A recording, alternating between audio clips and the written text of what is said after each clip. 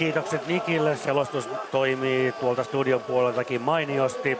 Nyt päästään ääneen myös täältä selostuskopin puolelta. Ja näköjään Heidi Wenger tekee nyt sitten oman ratkaisunsa, joka on aavistuksen verran hämmentävä. Hän nimittäin ei lähde tuolle viimeiselle lenkille tai lähde.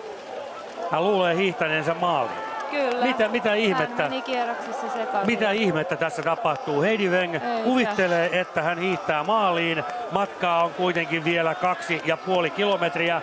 Katsokaa ilmettä, se on hämmentynyt. Ja nyt hän miettii, että mitä ihmettä tässä tapahtuu. 4 asti pitäisi osata laskea, jotta nuo 2,5 kilometrin lenkit tulisi hiidettyä. Joo, ja nyt sääntöjen mukaan hänen täytyy palata sille ladun kohdalle, mistä hän meni väärin. Eli jos hän jatkaa tuosta, niin hänet pitäisi hylätä, koska hän meni väärin tuolta risteyksestä. Juuri näin. Olipa hämmentävää. Eipä tällaista ole kyllä aikaisemmin tullut nähtyä. Ei.